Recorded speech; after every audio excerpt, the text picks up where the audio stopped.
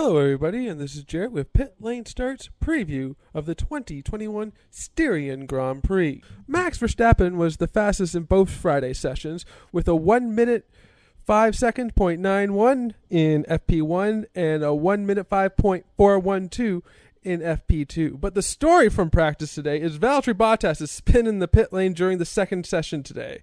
As you can see here, he picked up a 3-place grid drop and a 2 penalty points for his efforts.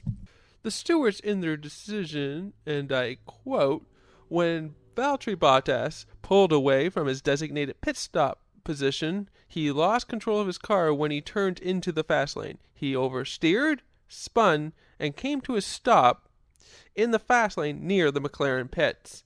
And as you can see in the video, the McLaren boys were not too happy about that.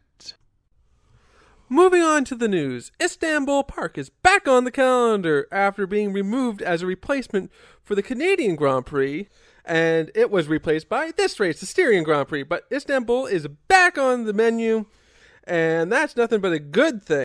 And I do hope that Istanbul Park has a permanent place on the F1 calendar moving forward. It's always been a fan favorite, especially Turn 8, the Triple Apex. The FIA announced technical directives that will take effect at the Hungarian Grand Prix. They are aimed at slowing down pit stops. The main takeaway is that there will now be a 0.2 second gap between the time the jacks are dropped and the driver gets the green light to leave the pit box. The reasoning behind this is twofold. First of all, it allows a mechanic a moment to see if a wheel nut properly went on. Two, it negates any advantage by of the wheel guns being linked to the release light. The FIA sporting regulations state that there can't be any automation on the pit stop and that all sensors in the air in the wheel guns must be passive. Essentially, they can't be connected to anything. So a 0.2 second gap between the jacks dropping and the driver getting the green light will negate any advantage of that.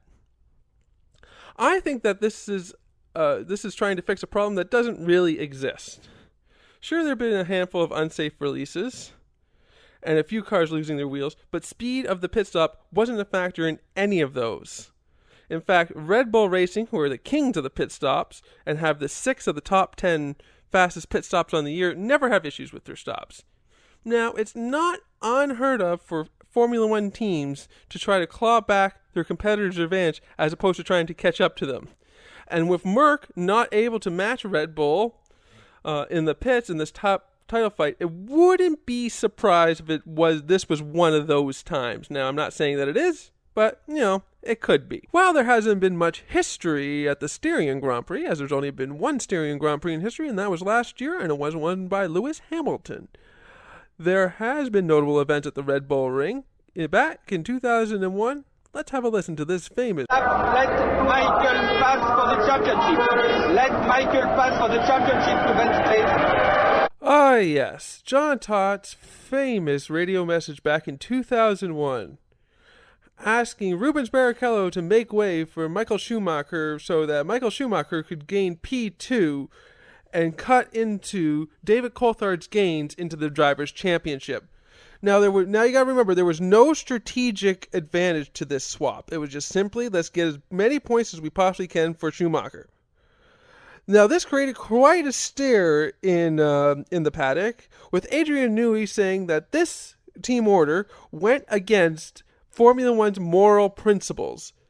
But on the other hand, then team principal for Jaguar, the late Niki Lauda, claimed that it was the right thing to do, and since that Michael was leading in the leading in the championship and had more to gain with a P2 finish as opposed to Rubens Barrichello.